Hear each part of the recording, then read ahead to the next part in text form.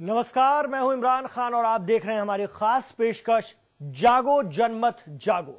आज हम बात कर रहे हैं कानपुर जिले के कल्याणपुर विधानसभा की और इस सीट से समाजवादी पार्टी के सतीश निगम विधायक हैं। पिछले 4.5 साल के कार्यकाल में उम्मीदों की कसौटी पर कितने खरे उतरे स्थानीय विधायक, उन्होंने अपने वादे कितने पूरे किए और कितने अभी अधूरे हैं, क्या लोगों की समस्याओं का समाधान हो पाया। अगले आधे घंटे में हम उनके इन सारे दावों और वादों की करेंगे पूरी पड़ताल और इसके लिए आइए सीधे आपको लिए चलते हैं हमारे संवाददाता अनुराग अग्रवाल के पास। नमस्कार, स्वागत है आपका हमारे स्पेशल कार्यक्रम जागो जनमत जागो में। आज हम मौजूद हैं कानपुर की कल्याणपुर विधानसभा में। ये विधानसभा कई मायनों में खास है, लेकिन हम यहाँ के लोगों से बातचीत करें, उनकी समस्याएं जानें, क्योंकि हमारा मकसद है आपकी समस्याओं से सरोकार। हम उनको कम करना चाहते हैं। हमारी ये कोशिश है कि जो उनके विधायक हैं वो भी उनकी समस्याओं को कम करें। लेकिन उससे पहले हमारी देखिए ये एक विशेष रिपोर्ट।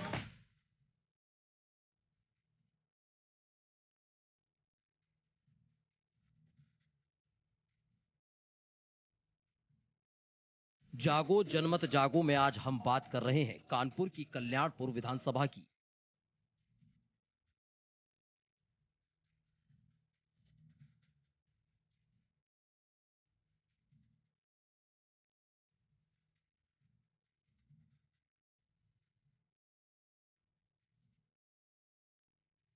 इस सीट में कुल 2,91,825 मतदाता हैं, जिनमें 1,59,938 पुरुष मतदाता हैं, जबकि 1,31,887 महिला।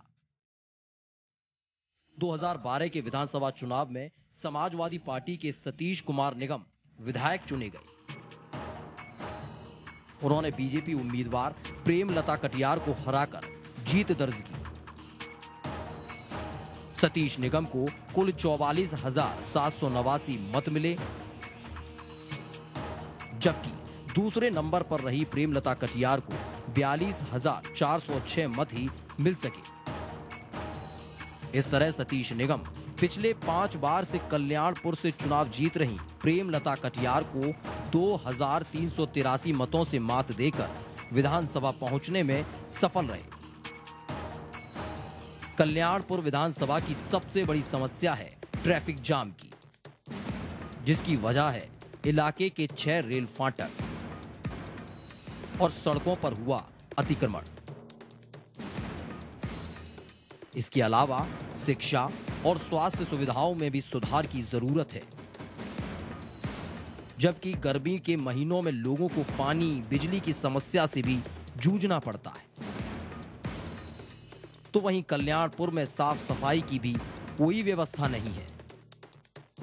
जगह जगह कूड़े के ढेर लगे हुए हैं। स्थानीय विधायक सतीश निगम को इलाके की जनता एक और मौका देगी या फिर किसी दूसरे उम्मीदवार पर भरोसा जताएगी, ये तो चुनाव के बाद ही पता चल पाएगा।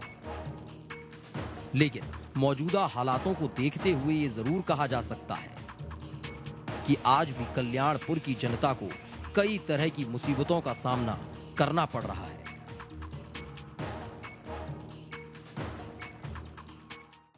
इस विशेष रिपोर्ट के बाद आपका फिर से स्वागत है।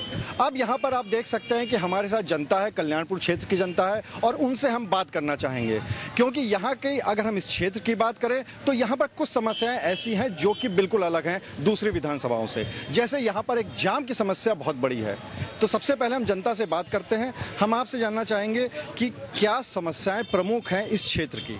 यहाँ की समस्याएं जो प्रमुख थी, एक तो जन समस्याएं जो सड़क की थी, नालियों की थी, उसमें बहुत कुछ सुधार हुआ है, इसमें कोई शक नहीं। लेकिन जाम की समस्या से कतई निजात नहीं मिल पा रही।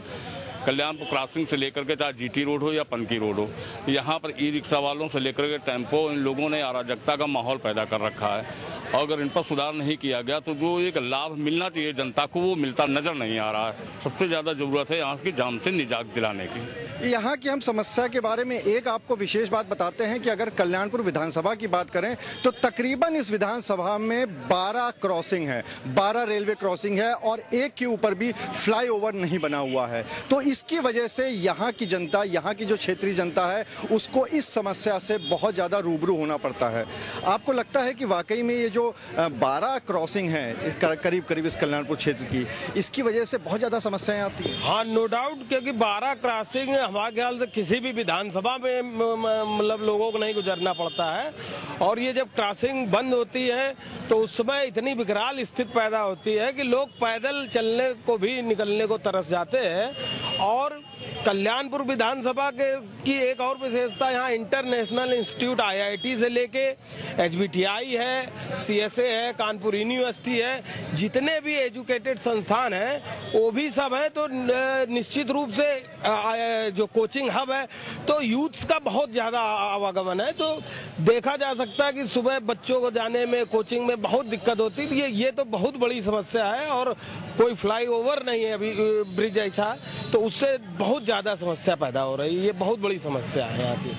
आप खुद ही सोच सकते हैं कि जिस क्षेत्र में 12 रेलवे क्रॉसिंग हो वहाँ की स्थिति क्या हो सकती है, क्योंकि अगर कोई एक ट्रेन गुजरती है तो पहले से लेकर आखिरी तक ये 12 की 12 रेलवे क्रॉसिंग बंद हो जाती हैं। उसके बाद वहाँ की जनता इस तरफ और इस तरफ की जनता उस तरफ, उसके लिए आना मुश्किल हो जाता है। इस क्षेत्र में बीचों बीच से GT रोड गई हुई है, वहाँ से ट्रकों का, बड़ी गाड़ियों का आवागमन होता है, लेकिन उसके बावजूद जब ये क्रॉसिंग बंद हो जाती हैं तो पूरी तरह से ये कहें कि ये क्षेत्र जाम हो जाता है। आपको लगता है कि वाकई में ये समस्या है, इसके अलावा भी कोई समस्या है? यही मेन समस्या है। बाकी तो हमारे विधायक जी ने यहाँ के लिए बहुत विकास किया हुआ है। बस मेन समस्या यही आती है, इसमें प्रशासन की मेन जो है कमी है, उनका कोई इसमें नहीं है। प्रशासन नहीं ध्यान देता, वो कहीं ले दे करके ये ठिलिया वाले, रिक्शा वाले, इनसे हमें लगता है उनका ही इसमें जो है योगदान है, नहीं तो इससे भी निजात मिल सकती है हमको। प्रशासन के ऊपर ही लेकिन सरकार होती है और सरकार के अंडर में ही प्रशासन आता है। आपको जी हाँ, प्रशासन की इच्छा शक्ति पर ही सब कुछ तय होता है। कानपुर महानगर में जाम सबसे बड़ी समस्या है।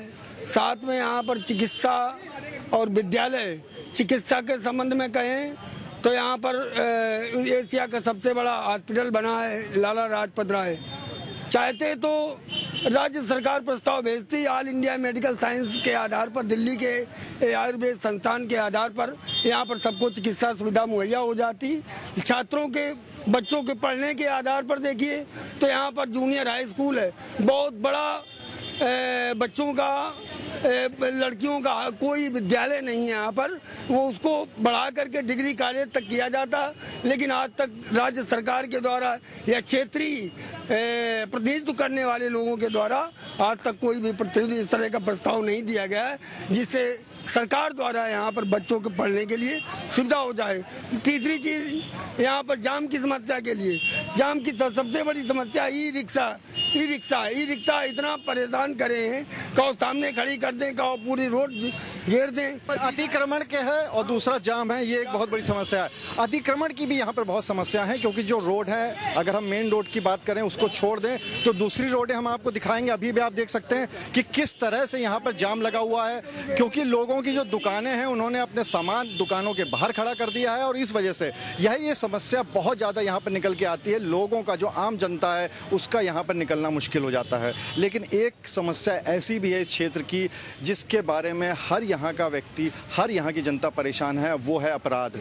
अगर कल्याणपुर को अपराधपुर कहा जाए तो इसमें कोई अतिशयोक्ति नहीं होगी, क्योंकि यहाँ पर अपराध की बहुत ज़्यादा, एक तरह से कहें कि शायद 44 थाने हैं कानपुर शहर के अंदर, लेकिन उनमें से एक थाना ये है जहाँ पर सबसे ज़्यादा अपराध होता है। क्या आपको लगता है कि वाकई बात सही है? हाँ, अपराध के बिंदु से देखें तो ये बहुत ठीक कह रहे हैं आप कि अपराध बढ़ा है, लेकिन इसमें कहीं तक हमारी भी जिम्मेदारी है। हमें भी कुछ चीज़ें जो है एहतियात के तौर पे देखनी चाहिए। कभी कभी जैसे हो जाता है कि लोग अपना घर बंद करके चले जाते हैं, तो हो सकता है कि अपने पड़ोसी को बोल के जाए तो कुछ थोड़ा एहतियात रहे। कभी जैसे हमारी जो आधुनिकता है वो भी जिम्मेदार है इसके लिए कि अगर वो चीज़ें ना हो तो शायद ये चीज़ें ना हो पाएँ। जो क्राइम है वो इस वजह से भी बढ़ रहा, अनएम्प्लॉयमेंट भी उसका एक बिंदु है। ये चीज़ें ना हो तो अपराध ना हो। लेकिन और भी लोगों से पूछ लेते हैं कि क्या वाकई में विधायक ने इस स्तर पे काम किया है कि यहाँ की जनता सचमुच खुश हो जाए। हम आपसे पूछेंगे कि क्या वाकई में विधायक इतने अच्छे काम किए उन्होंने? मेरा अपना मानना है कि अगर सत्यता के आधार पर देखा जाए तो विकास कार्य तो हुए हैं, इसमें कोई शक नहीं, लेकिन बहुत से ऐसे क्षेत्र अभी भी अधूरे पड़े हुए हैं जहां पर नज़र डालनी चाहिए उनको, जहां पर विकास कार्य अभी भी नहीं पहुंच पाए। जैसे कल्याणपुर खुर्द में पानी की टंकी है, वो ठूंठ खड़ी हुई करीब 20 सालों से, अभी तक पानी के एक बूंद वहां से निकल नहीं पाया। सीवर लाइनों की भी समस्या है वहाँ पर। सीवर लाइनों की समस्या अगर इससे निजात मिल जाए तो जनता को बहुत बड़ी राहत मिले। कुछ मूलभूत समस्याएँ हैं जो अभी भी पानी निकास की कहीं समस्या आ जाती है। तो ये सारी समस्याएं अगर दूर हो जाएंगी तभी जाकर के पूर्ण रूप से विकास माना जाएगा इसका। इस क्षेत्र की अगर हम बात करें तो चूंकि यहाँ पर इतने इंटरनेशनल इंस्टीट्यूट हैं, यहाँ पर IIT कानपुर है, कानपुर यूनिवर्सिटी है, HBTI है, CSA है, नेशनल शुगर इंस्टीट्यूट है और इस तरह के काफ़ी सारे इंस्टीट्यूट हैं जिनका स्तर इस पूरे देश में एक प्रमुख रूप से माना जाता है। लेकिन अगर उस हिसाब से बात करें तो इस क्षेत्र में उतना विकास नहीं हो पाया है। अभी हम यहाँ पे लेंगे एक छोटा सा ब्रेक और ब्रेक के बाद आएंगे तो फिर से यहाँ की जनता से बातचीत करेंगे।